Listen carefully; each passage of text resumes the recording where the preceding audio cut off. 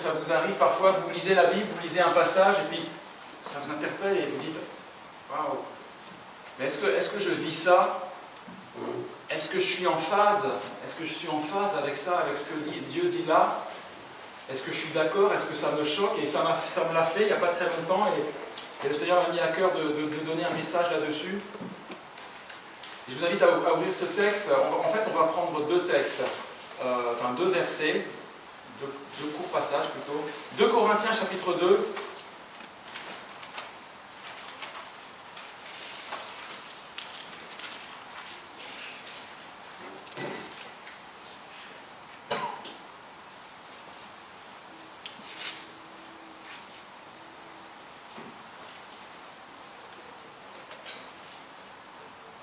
Corinthiens chapitre 2, verset 14 jusqu'au verset 17. 2 Corinthiens chapitre 2, verset 14 au verset 17.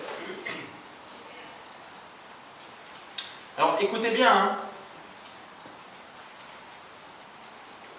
Paul dit, inspiré par le Saint-Esprit, « Grâce soit rendue à Dieu qui nous fait toujours triompher en Christ et qui répand par nous en tout lieu l'odeur de sa connaissance.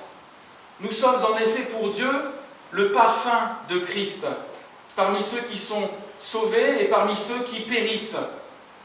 Aux uns, une odeur de mort donnant la mort, aux autres, une odeur de vie donnant la vie. Et qui est suffisant pour ces choses?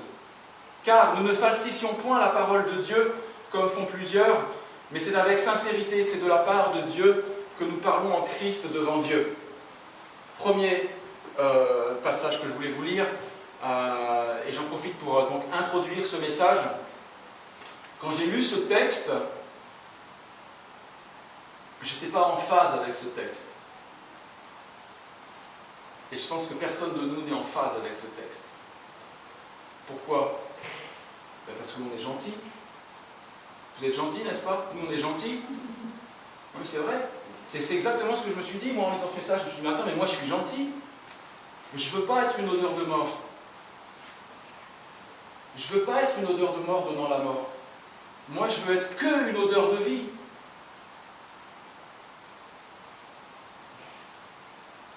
Et du coup, parfois, parce que je ne veux être qu'une odeur de vie, je peux avoir tendance à ne pas vraiment annoncer le vrai évangile de Christ, ou parfois à le diluer, ou parfois je préfère même me taire.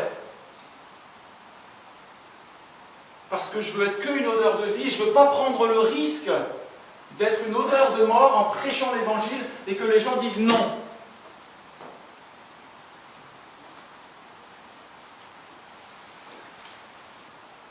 Et c'est le titre de ce message, on est nécessairement, obligatoirement, aux uns une odeur de vie donnant la vie, et aux autres une odeur de mort donnant la mort. Et ce n'est pas moi qui décide, c'est Dieu. Et je pourrais me faire un Dieu à mon image, en faisant que ce que je veux. Sauf que c'est lui qui est souverain, c'est lui qui décide, c'est lui qui est saint, c'est lui qui est juste, et c'est lui qui est amour, comme disait Jérémie tout à l'heure. Et je vous donne maintenant le premier point de mon message, c'est l'appel à prêcher l'évangile. Le deuxième point que l'on verra, c'est l'encouragement à ne pas se départir de la prédication de l'évangile. Non, ça c'est le troisième point. Donc premièrement, l'appel à prêcher l'évangile. Deuxièmement, le piège de ne plus prêcher l'évangile. Et troisièmement, l'encouragement à prêcher l'évangile. Donc premièrement, l'appel à prêcher l'évangile.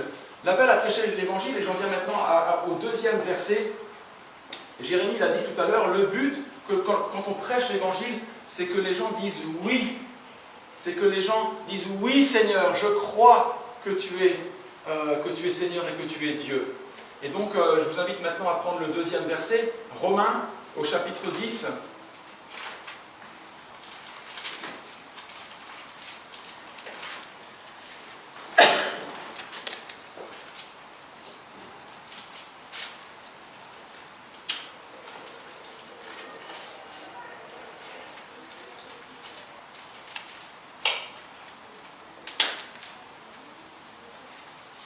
Verset 9, Romains chapitre 10, verset 9. Quel est le but, frères et sœurs, de notre mission? c'est que les gens confessent. Romains chapitre 10, verset 9. Si tu confesses de ta bouche le Seigneur Jésus et si tu crois dans ton cœur que Dieu l'a ressuscité des morts, tu seras sauvé. Car c'est en croyant du cœur qu'on parvient à la justice et c'est en confessant de la bouche qu'on parvient au salut. Selon ce que dit l'Écriture, quiconque croit en lui ne sera point confus. Et regardez le verset 13, car quiconque invoquera le nom du Seigneur sera sauvé. Notre but, le but de notre prédication, le but de notre message, le but de notre vocation, c'est d'amener les gens, d'amener les âmes à confesser Christ.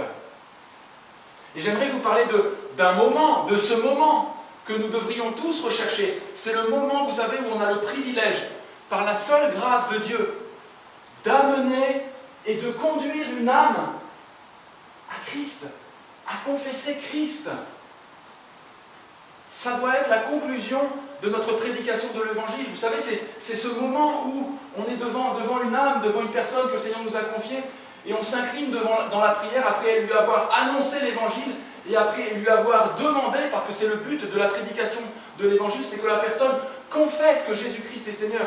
Et c'est le moment où on s'incline dans la prière, et après avoir demandé à la personne, et lui avoir dit, est-ce que tu veux recevoir Christ maintenant dans ton cœur, selon ce qui est écrit en Jean, chapitre 1 et au verset 12, à tous ceux qui l'ont reçu, c'est-à-dire à ceux qui croient en son nom. Cette lumière a donné le pouvoir de devenir enfant de Dieu. Et donc on pose la question à la personne, est-ce que tu veux le recevoir maintenant? Et lui poser aussi la question, très solennelle, qu'est-ce qui t'empêcherait de le faire maintenant? Ça, c'est le but de Dieu, chers amis. C'est le but de Dieu que les gens, que les âmes confessent que Jésus-Christ est Seigneur, se repentent de leurs péchés et confessent que Jésus-Christ est Seigneur. C'est le but de Dieu et ça devrait être notre but à chacun d'entre nous. Et j'aimerais vous donner quelques exemples de magnifiques professions de foi dans la Bible, de magnifiques moments où les gens ont confessé que l'Éternel est Dieu dans l'Ancien Testament. Et j'aimerais vous parler, donc premièrement là dans l'Ancien Testament, je vous en cite quelques-uns, hein, mais c'est pas exhaustif. Ruth, la Moabite, qui après son contact avec Noémie, donc Noémie a dû forcément prêcher l'Éternel à Ruth, et puis cette merveilleuse profession de foi où Ruth va confesser de la bouche que l'Éternel est Dieu, je vous la cite. Partout où tu iras, j'irai, dit Ruth à Noémie. Partout où tu iras, j'irai. Où tu t'installeras, je m'installerai. Ton peuple sera mon peuple et ton Dieu sera mon Dieu.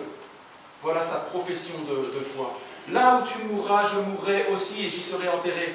Que l'Éternel me punisse avec la plus grande sévérité si autre chose que la mort me sépare de toi. Ruth chapitre 1, verset 15 à 17. Ce qui est intéressant aussi, je trouve ça merveilleux, c'est, je dis juste en aparté là, mais aujourd'hui il y a peut-être 7 milliards de personnes sur la Terre, mais à l'époque où tout cela ça a été écrit, la démographie mondiale était tellement moindre, mais c'est effarant. Et en fait on voit que tous les gens qui ont confessé que l'Éternel est Dieu, qui ont reconnu Dieu, que Yahvé était Dieu, on voit que c'était que des gens en fait là, des nations, à cause de la prédication et du mandat d'Israël. Mais on voit que dans le monde entier, des gens ont cru que l'Éternel était Dieu. Donc il y avait Ruth, la Moabite, et puis il y a eu la reine de Saba, suite à la prédication de Salomon. Alors j'ai regardé là, Saba, ça comprenait l'Éthiopie, le Yémen, toute cette partie-là qui a été du coup, où la reine de Saba, en retournant de sa visite chez Salomon, a pu prêcher ça dans son royaume. Et la reine de Saba, suite à sa rencontre avec Salomon, et certainement bien de la prédication de Salomon, eh bien, elle va confesser de la bouche, et elle va louer l'Éternel, elle va dire, loué soit l'Éternel, ton Dieu qui t'a témoigné sa faveur en te plaçant sur le trône d'Israël. C'est à cause de son amour éternel pour Israël que l'Éternel t'a établi roi pour que tu gouvernes avec justice et équité. Elle a confessé de la bouche que l'Éternel est Dieu. 1 Roi chapitre 10 verset 9. Naaman, le chef de l'armée syrienne, encore une autre nation. Rappelez-vous, la densité mondiale était infime par rapport à aujourd'hui. Et toutes ces nations-là, tous ces gens de différentes nations, et qui prêchaient après certainement dans leur nation, pour que d'autres confessent Dieu comme étant le seul Dieu.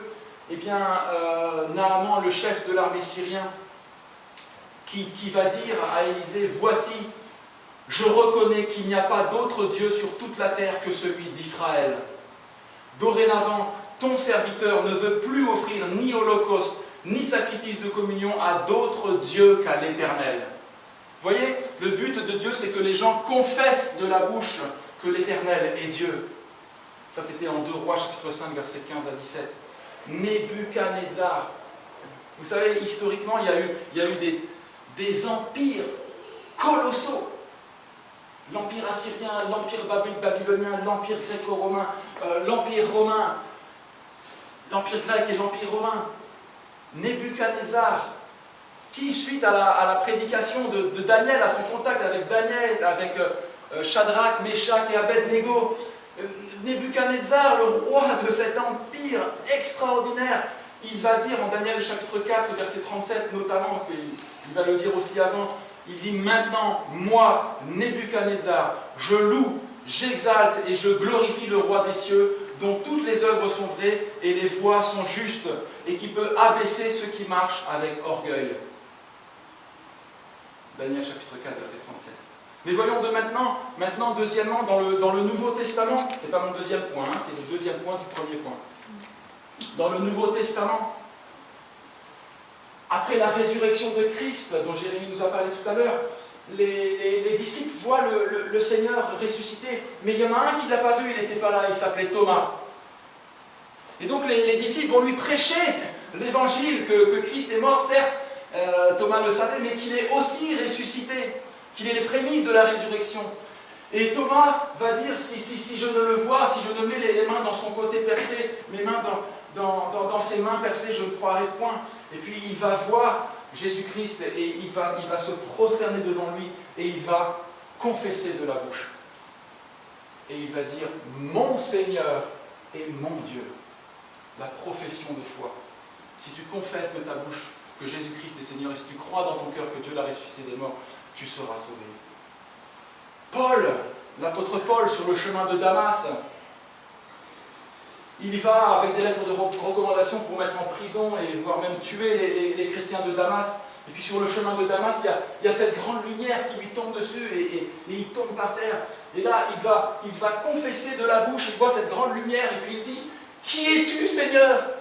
Qui es-tu, Seigneur ?» Il reconnaît que cette lumière-là, que cet Adonai, il reconnaît que cette lumière, c'est Dieu, c'est l'Éternel.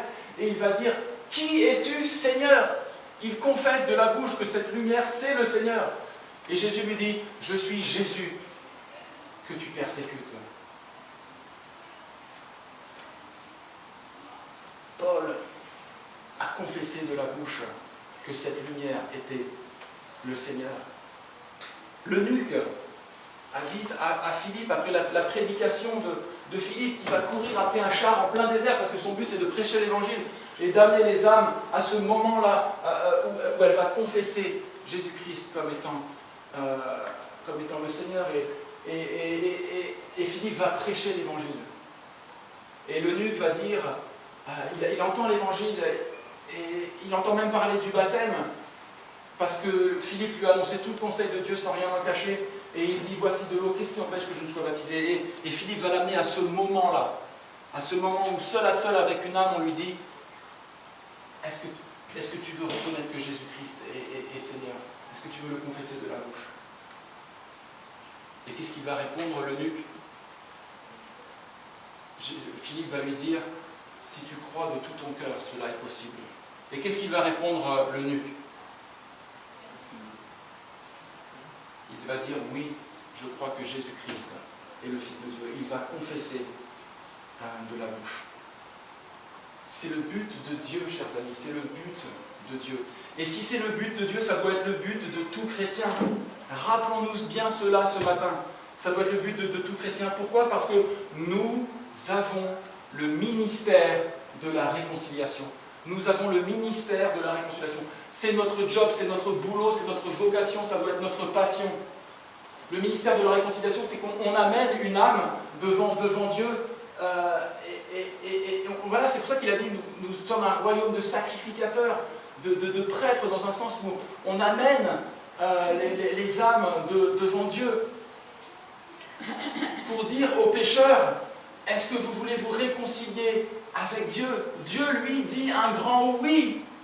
Dieu prouve son amour envers toi lorsque tu étais encore un pécheur, Christ est mort pour toi. Dieu dit un grand oui. Et vous, et toi, qu'est-ce que tu dis? Est-ce que tu dis oui, on veut pousser la personne à ce qu'elle dise oui? Ou encore, c'est comme si nous présentions l'idée qu'on se fait d'un prêtre en France, c'est aussi celui qui va avoir le sacerdoce. Donc on n'a pas la même compréhension de cela que dans l'Église catholique romaine, mais on a cette idée dans la culture française que le prêtre, c'est celui qui va amener les deux fiancés pour qu'ils puissent confesser de la bouche. Oui, je le veux pour époux. Oui, je le veux, je la veux pour épouse. L'époux, lui, dit oui. Dieu dit oui. Et toi, est-ce que tu veux dire oui à ton époux, à Dieu? Est-ce que tu veux confesser de la bouche? Frères et sœurs, nous ne sommes pas là juste pour informer au niveau de l'Évangile, comme un commercial présenterait un produit. Nous ne sommes pas là pour informer. Il y a un certain Peter Masters, vous connaissez Charles Spurgeon, qui était pasteur, un homme de réveil au Metropolitan Tabernacle Center à Londres aujourd'hui. Eh bien, c'est Peter Masters qui est pasteur là-bas, et il a écrit quelque chose de très vrai. Il a pris tous les passages où l'Évangile est annoncé dans la Bible, et il montre que si nous n'appelons pas passionnément les gens à se repentir et à croire, nous ne sommes pas en train de prêcher l'Évangile. Nous n'informons pas juste au niveau de l'Évangile. Nous plaidons, nous supplions les gens. Ça ne veut pas dire qu'on a forcément une explosion d'émotions, mais il y a une urgence en nous. 2 Corinthiens 5,20 dit « Connaissant donc la crainte du Seigneur, nous cherchons à convaincre les hommes. Nous vous en supplions au nom de Christ.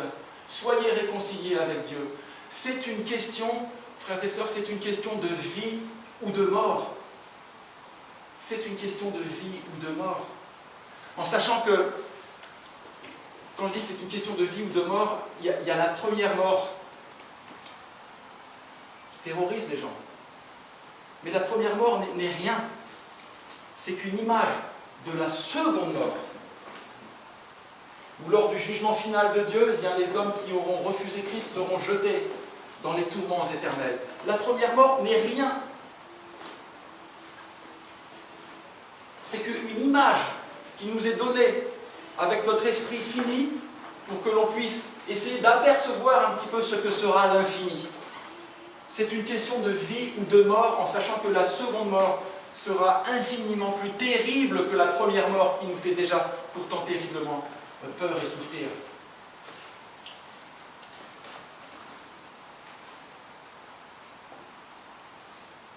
Sachant ceci, que 2 Timothée 3,16 nous dit que toute écriture, n'oubliez pas cela, toute écriture est inspirée de Dieu.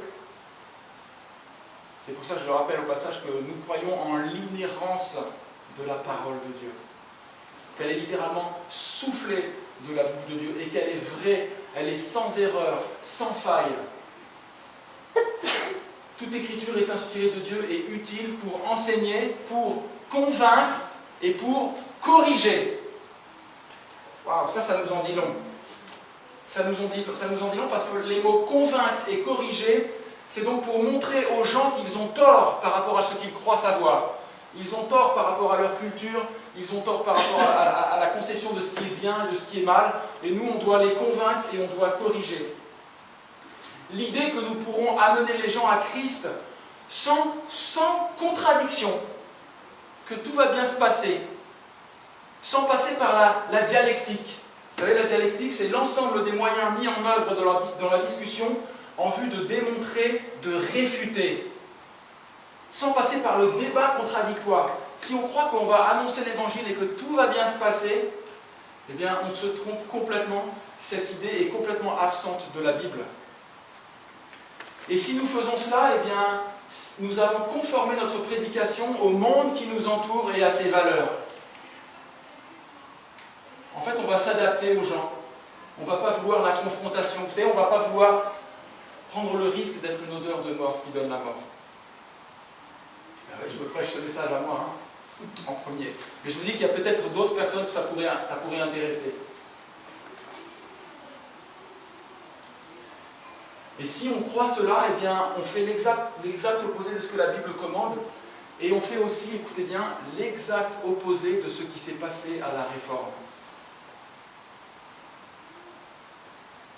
Pourtant, on se réclame tous de la Réforme. On se réclame tous de la Réforme. Mais les réformateurs, ils n'ont pas prêché de manière consensuelle. Ils sont allés au charbon, ils ont dénoncé. Ils ont dénoncé de manière systématique, et puis Luther, et puis Calvin, et puis Zwingli, et puis bien d'autres. Et ils ont été persécutés, ils ont été mis à mort, ils ont été bannis, parce qu'en fait, ils prêchaient le véritable message de Christ. Et c'est ça mon problème, c'est que le résultat de cette prédication sera double. Il sera pour les uns une odeur de vie donnant la vie, mais il sera pour les autres une odeur de mort donnant la mort. Et c'est mon deuxième point maintenant, c'est qu'on peut tomber dans le piège de ne plus prêcher l'évangile. Et quand, sur le premier passage que nous avons lu, deuxièmement, le piège de ne plus prêcher l'évangile, en fait, nous sommes le parfum de Christ. Paul, il utilise ici une image. C'était celle de la procession triomphale des Romains qui, de retour de leur campagne militaire glorieuse, eh bien, de chaque côté du cortège, il y avait des hommes qui portaient de l'encens dont l'odeur embaumait toute la scène. L'odeur de l'encens était l'image de la victoire éclatante des conquérants. Mais elle était aussi un signe de malheur pour les perdus. Et donc, l'application, c'est que pour ceux qui acceptent l'évangile, eh bien, celui-ci est un gage d'un avenir glorieux et merveilleux qui a déjà commencé aujourd'hui. Mais elle est pour les autres un présage de malheur. Vous savez, dans la Bible, il y a une doctrine qui s'appelle... c'est la doctrine du déjà et du pas encore. Je ne sais pas si vous avez déjà entendu ça. Il est écrit que nous sommes déjà assis dans les lieux célestes en Christ. Mais ce que nous sommes n'a pas encore été manifesté. On attend encore la résurrection. Ça veut dire que pour nous qui sommes sauvés, en fait, nous avons déjà la vie éternelle. Nous avons déjà la vie éternelle. Elle a déjà commencé. Mais pour ceux qui sont perdus, ils sont déjà morts. La mort a déjà commencé à étendre leur empreinte, leur marque sur eux. Et bientôt ce sera manifesté dans la mort physique et dans la mort éternelle. Mais ces choses-là ont déjà commencé. Et Paul, en mesurant l'écrasante responsabilité de transmettre un message qui a des répercussions si importantes, il va dire dans le texte que nous avons lu, qui est suffisant pour ces choses? Ça c'est dans le verset 16 du premier passage.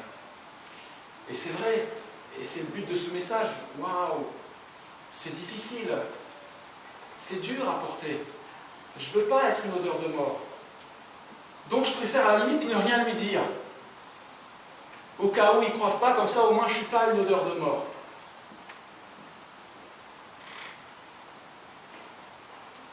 Parce qu'on est gentil, on ne veut pas être une odeur de mort. Alors on peut ne plus prêcher le véritable évangile. Ou prêcher un évangile dilué, vous savez, accommodé à ce que les gens ont envie d'entendre. Parce qu'on ne veut pas être une odeur de mort. Sauf que c'est impossible. C'est impossible. Soit on sera l'un et l'autre. Soit on sera une odeur de vie donnant la vie et on sera aussi une odeur de mort donnant la mort, ou soit on sera ni l'un ni l'autre. Donc en fait on ne fera rien. On ne dira rien. Et on va devenir, comme le disait le Seigneur, fade. Le sel va perdre sa saveur. On va devenir tiède, ni froid ni bouillant. Et le Seigneur dit, sans saveur, hein, si le sel perd sa saveur, avec quoi la lui rendra-t-on? Et vous savez, en fait, pourquoi quand j'ai lu ce passage, ça m'a frappé moi, et comme je vous dis, je vous en fais profiter, parce que peut-être il y en a d'autres qui sont exactement comme moi. Il existe un véritable piège. C'est le piège de l'estime de soi.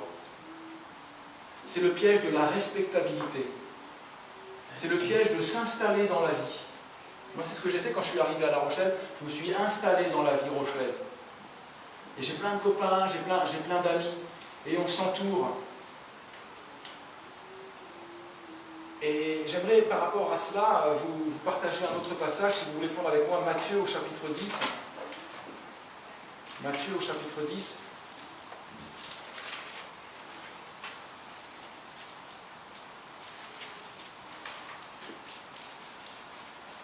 C'est cette idée aussi que l'on est, on est des voyageurs sur la terre.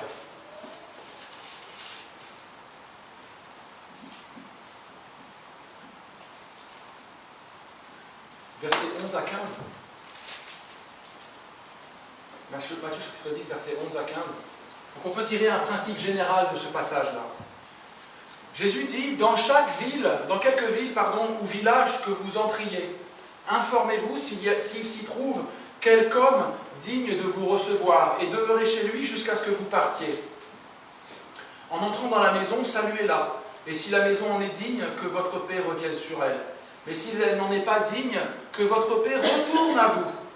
Lorsqu'on ne vous recevra pas et qu'on n'écoutera pas vos paroles, sortez de cette maison ou de cette ville et secouez la poussière de vos pieds. Je vous le dis en vérité, au jour du jugement, le pays de Sodome et de Gomorrhe sera traité moins rigoureusement que cette ville-là. Et je vous disais, il existe un véritable piège, c'est le piège de l'estime de soi, de la respectabilité, et de s'installer dans la vie, de s'entourer. Aujourd'hui, par rapport à ce passage que nous venons de lire, remplaçons le mot ville et le mot maison par le mot les gens, par le mot âme, les âmes, par le mot amis, nos collègues. Et aujourd'hui, de manière individuelle, on peut préférer garder la poussière sous nos pieds, je dis cela entre guillemets, et je vais vous expliquer pourquoi. Est-ce que l'on doit aller dans le monde? Est-ce que nous, chrétiens, on doit aller dans le monde? Bien sûr! C'est pour ça qu'on est là. Jean au chapitre 17, Jésus dit au Père, « Père, comme tu m'as envoyé dans le monde, je les envoie dans le monde. Je ne te prie pas de les ôter du monde. » Il ne veut pas qu'on ne soit pas dans le monde, qu'on soit reclus, là, sectaire, que entre nous. Il veut que l'on soit au milieu du monde. Et qu'au milieu du monde, eh bien, on soit gardé du malin. Doit-on aller dans le monde? Oui, on doit aller dans le monde. Doit-on se faire des amis? Oui, on doit se faire des amis. C'est ce que Dieu veut pour nous. Faites-vous des amis avec vos richesses injustes. Dieu veut que l'on se fasse des amis. Mais des amis sincères, hein, je vous parle de véritable amitié. Pas juste pour annoncer l'évangile. Bien sûr, on va annoncer l'évangile à nos amis. Mais on peut avoir des amis indépendamment du fait que l'on va leur annoncer l'évangile ou pas. Mais j'aimerais justement vous dire que la véritable amitié annonce l'évangile. La véritable amitié annonce l'évangile. La véritable amitié, elle va vers le débat contradictoire, elle va vers la dialectique, elle va vers la confrontation avec ses amis pour annoncer l'évangile. Et peut-être nous on se dit, ah mais non, moi je ne veux pas leur annoncer l'évangile à mes amis parce que je les aime. Mais Jésus a dit, il n'y a pas de plus grand amour que de donner sa vie pour ses amis. C'est quoi la vie? Donner sa vie, Jésus dit, la plus grande marque d'amour, c'est de donner sa vie pour ses amis. Alors à combien de plus forte raison? On doit donner l'évangile, parce que l'évangile, c'est la vie. L'évangile, c'est la victoire de la vie sur la mort. C'est la vie qui engloutit la mort pour toujours. Ô mort, où est ton aiguillon? Ô mort, où est ta victoire? Et la véritable amitié, eh bien, elle annonce l'évangile. Sinon, il nous faut admettre que nos relations amicales sont juste des relations égoïstes. Alors là, j'y vais un peu fort, hein, je tape un peu fort, mais Considérons ces choses. Sinon, ils nous font admettre que ce sont juste des relations égoïstes, c'est-à-dire que nous nourrissons juste de l'affection des autres. Et c'est ainsi qu'on entretient des relations, des heures passées, des années amicales, sans jamais annoncer clairement l'Évangile. Et sans jamais proposer aux gens le choix. Ce choix le plus important, fondamental et déterminant éternellement, la vie ou la mort. Et ce faisant, eh bien, on garde la poussière sous nos pieds. Parce qu'on ne veut pas choquer, on ne veut pas prendre le risque d'être une odeur de mort. Mais ce n'est pas ça le véritable amour.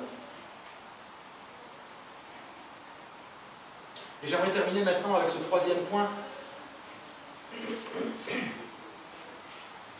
On vient de voir le piège de ne plus prêcher l'Évangile. Et j'aimerais voir maintenant troisièmement, et pour terminer, l'encouragement à ne pas se départir de la prédication de l'Évangile. J'aimerais vous dire combien de fois, au début de ma conversion, vous savez, quand j'étais encore un petit peu fou pour Christ, loin de la respectabilité et de me soucier de ce qu'on allait penser de moi, combien de fois j'ai pu amener des âmes devant cette question, dans la discussion seul à seul. Après avoir prêché l'Évangile, qu'est-ce qui t'empêcherait de le faire maintenant? D'accepter Christ comme ton Seigneur et ton Sauveur.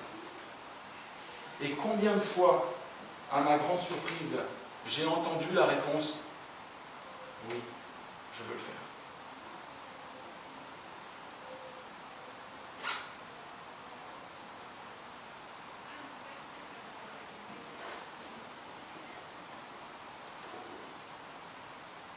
Des fois, j'y repense, je me dis, il faut que je refasse ça. Pourquoi je ne fais plus ça? Vous savez, moi, personnellement, c'est comme ça que je me suis converti. Sur mon lieu de travail, un chrétien qui m'a amené devant cette question et j'ai dit, oui, je veux le faire. Et je l'ai fait. Et je suis là devant vous aujourd'hui, 18 ans après.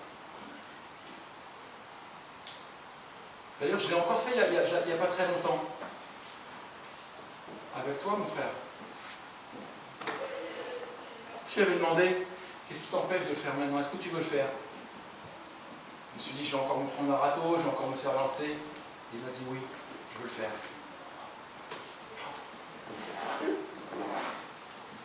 Je l'ai encore fait il n'y a pas très longtemps avec une patiente de Johanna. On était dans sa maison, je ne vais pas vous épargner les détails, et on a prêché l'Évangile, et à la fin, je lui ai posé cette question, qu'est-ce qui t'empêcherait de le faire maintenant? Elle me regarde comme ça, puis elle dit, rien. Est-ce que tu veux le faire? Oui, je veux le faire. Ouais. On l'a fait. Et on continue à la voir maintenant, elle vient régulièrement à l'église à Rochefort. Alors, Johanna l'a fait aussi il n'y a pas très longtemps avec une de ses collègues, avec une de ses patientes. Et elle lui a répondu, non, je ne me sens pas prête. Et je ne vais pas vous mentir, il y a plein de fois où on a répondu non.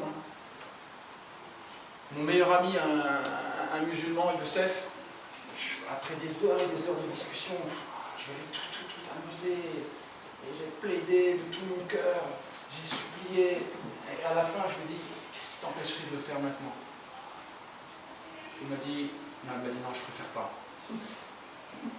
Ça fait mal. Mais oui, ça nous fait mal, ça fait mal, parce que ce sont des heures passées de la prière, etc. Mais je ne vais pas vous mentir en disant que oui, vous allez tout le temps avoir des oui. Non, vous aurez des non, pas maintenant. Non, je vais y réfléchir. Non, je ne suis pas prêt. Non, je ne préfère pas. Récemment, j'ai eu un... Oh ben non, j'ai pas eu la révélation de Dieu. Alors, j'ai envie de dire, c'est pas parce que les gens disent non qu'ils sont condamnés pour l'éternité. Peut-être qu'on a juste semé quelque chose. Vous savez, on a été le maillon d'une longue chaîne qui va faire que les gens vont finir. La graine va finir par germer et par porter du fruit jusque dans la vie éternelle. Mais c'est très très risqué. Aujourd'hui, si vous entendez sa voix, n'endurcissez pas votre cœur. Mais certainement, en tout cas pour plusieurs, nous serons une odeur de mort devant la mort. Oui, nous voulons que les âmes soient sauvées, c'est bien. Mais si nous voulons avoir une prédication efficace, il nous faut nous rappeler et accepter que des âmes seront perdues.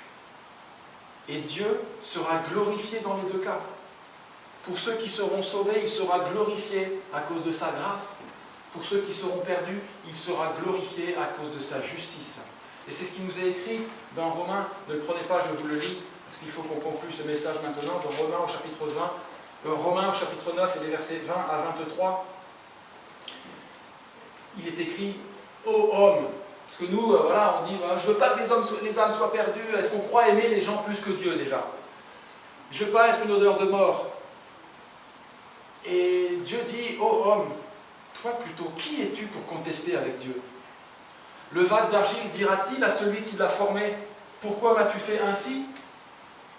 Le potier n'est-il pas maître de l'argile pour faire avec la même masse un vase d'honneur et un vase d'un usage vil?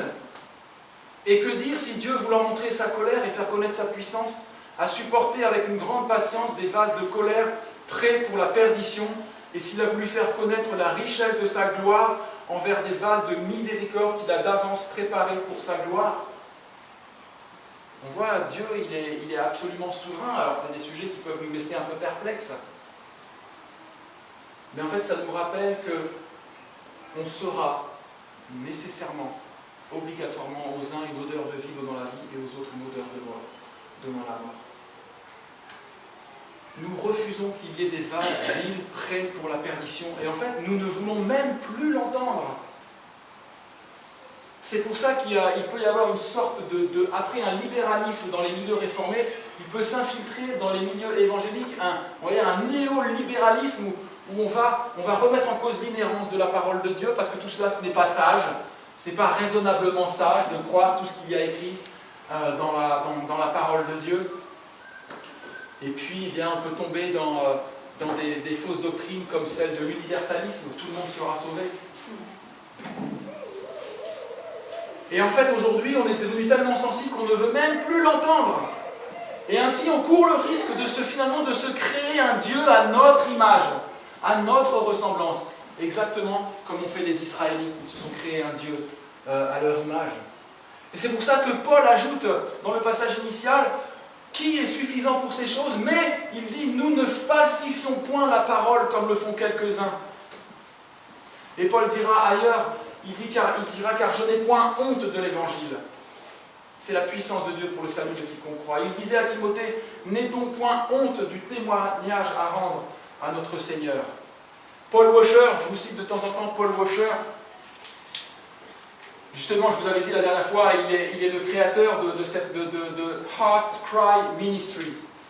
Et vous savez, je vous avais dit, c'est le Heart Cry, c'est le cœur qui pleure, c'est un prédicateur.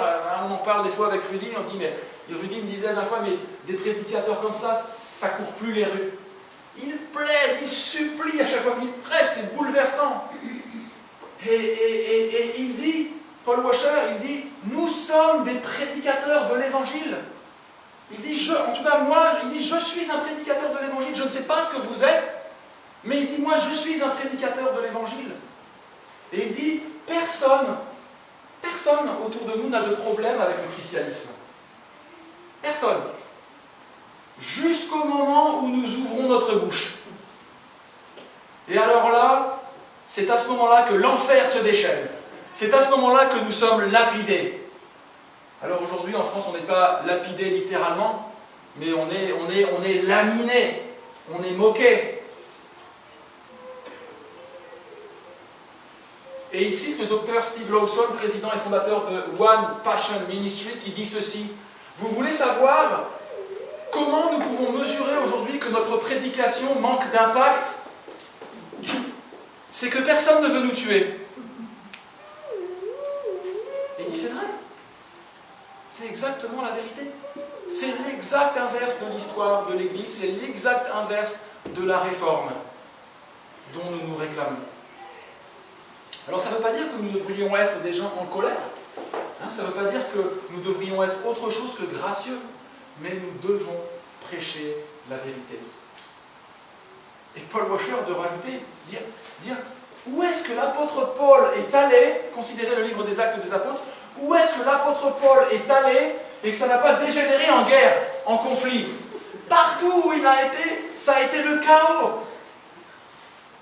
Il s'est fait lapider, il s'est fait bannir des villes, on l'a laissé comme mort. Partout où Paul a été, c'était le conflit.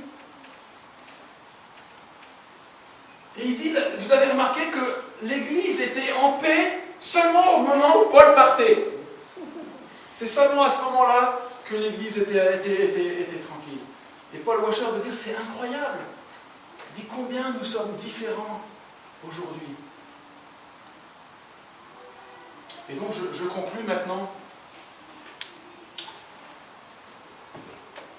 Je rappelle mes 3 points. On a vu premièrement notre appel, notre mission à prêcher l'Évangile, à amener les âmes devant la profession de foi. Ça, c'est notre appel. On a vu deuxièmement le piège de ne plus prêcher l'Évangile. Et on a vu troisièmement l'encouragement à prêcher l'Évangile. Et en fait, cet encouragement, et c'est ma conclusion, il passe par l'acceptation. L'acceptation de la difficulté de la mission. L'acceptation qu'on va être aux uns une odeur de vie, mais qu'on va être nécessairement aux autres une odeur de mort, donnant la mort. La confrontation est normale. Et si on veut se départir de cela, on manque le but. On est tiède, on est fade, on a perdu notre saveur. La confrontation est normale, le débat contradictoire est normal. Et c'est ça que Dieu m'a mis à cœur avec ce premier verset. En fait, si nous recevons un non, c'est normal, ça fait partie du jeu, entre guillemets, du jeu si je puis dire, parce que c'est loin d'être un jeu. Mais si nous recevons un non, ce n'est pas que nous avons mal fait notre travail ou que nous avons échoué. C'est que nous avons bien fait notre travail et que nous avons réussi notre mission. Parce qu'on sera aux uns une odeur de vie, donnant la vie, et aux autres une odeur de mort, donnant la mort. Cela fait entièrement, complètement partie de la mission qui nous est impartie. Et quand nous avons un non, il ne faut pas avoir peur d'avoir un non, parce qu'on a peur d'avoir un non, on ne va jamais oser, on ne va jamais avoir la foi de dire à la personne « Qu'est-ce qui t'empêche de le faire maintenant ? Est-ce que tu veux l'accepter dans ton cœur maintenant ?» On ne va pas le faire alors que ce moment-là est déterminant pour le salut des âmes. Si le frère qui me l'a fait, qui me l'a annoncé il y a 18 ans, quand j'avais 30 ans, ne l'avait pas fait, je ne serais pas là aujourd'hui devant vous. Et si nous acceptons le débat contradictoire, la confrontation, eh bien nous pourrons, et même si nous avons des noms, nous pourrons nous réjouir d'avoir été un serviteur fidèle. Et continuer notre marche jusqu'à la prochaine ville, jusqu'à la prochaine maison, jusqu'à la prochaine personne, jusqu'au prochain ami.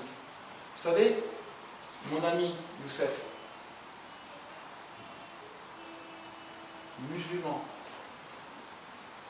fils d'un père engagé dans la mosquée, dans une mosquée dans le sud-est de la France. Qu'est-ce que je lui ai dit finalement au travers de la prédication de l'Évangile ?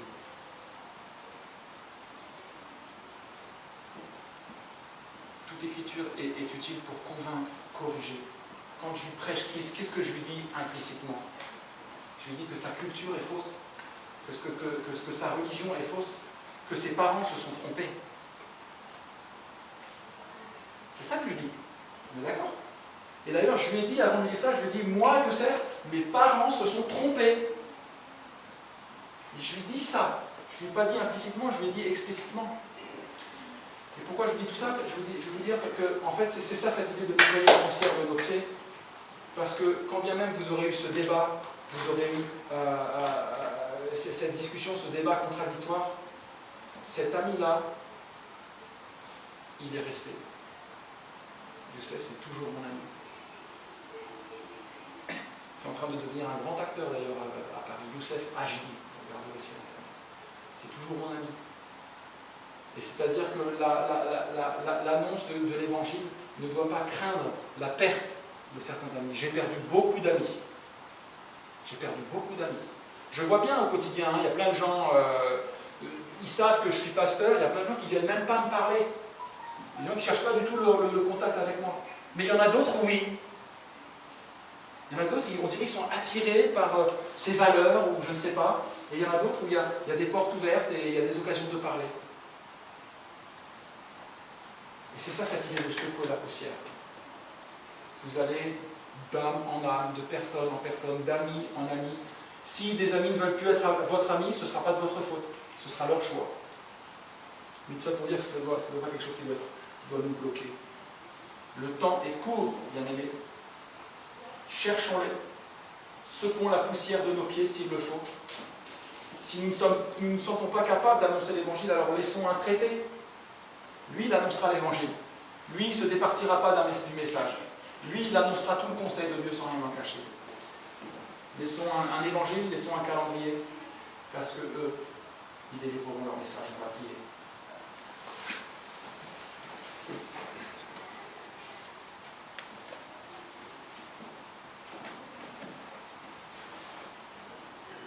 Seigneur notre Dieu, merci pour ce message que je crois tu m'as donné directement, Seigneur, par l'inspiration du Saint-Esprit au travers de ta sainte parole. Seigneur, pour moi, c'est un encouragement. Ce n'est pas un découragement. C'est un encouragement à considérer les deux aspects, Seigneur. Qu'on sera nécessairement aux uns une odeur de vie, aux autres une odeur de mort. On ne peut pas se départir de la réalité de ces deux choses, Seigneur. Je prie que tu bénisses chacun et chacune ce matin et que tu nous aides à bien considérer ces choses et que cela nous encourage à être en tout lieu une bonne odeur de ta connaissance. Seigneur notre Dieu, fortifie-nous. Fortifie-nous, Seigneur. Aide-nous à oser la dialectique. Aide-nous à oser le débat contradictoire. Aide-nous à oser la sainte confrontation. Merci, Père éternel, de nous remplir de la puissance de ton Saint-Esprit pour ce faire. Pendant que nous sommes dans cette attitude de prière, parce que je viens de prêcher là-dessus, on reste les têtes baissées, les yeux fermés. Je ne vous connais pas dans vos cœurs. Eh bien, j'aimerais plaider avec vous pour dire, si vous n'avez toujours pas accepté le Seigneur Jésus-Christ comme votre Seigneur et votre Sauveur, comme votre Seigneur et votre Dieu, eh bien, j'aimerais vous poser la question, honnêtement, qu'est-ce qui vous empêche de le faire aujourd'hui? Posez-vous la question. Pourquoi vous privez d'un salut gratuit? Pourquoi vous privez de la vie éternelle? Pourquoi continuer vers le chemin qui mène à la mort, et à la mort éternelle, et à la seconde mort qui va être terrible, sachant que Jésus-Christ s'est donné gratuitement pour vous?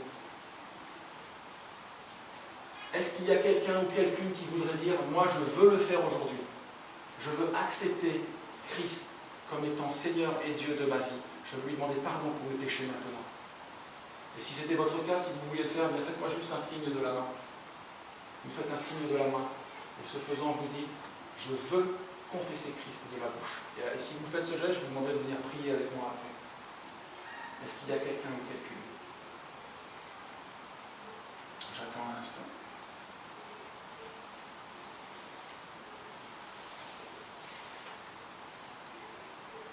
Merci Seigneur, je prie que personne ne se prive de la grâce de Dieu. Bénis ton peuple Seigneur et envoie-nous de maison en maison, de ville en ville, de pays en pays, de personne à personne, pour annoncer ton évangile glorieux Seigneur au nom de Jésus-Christ. Amen.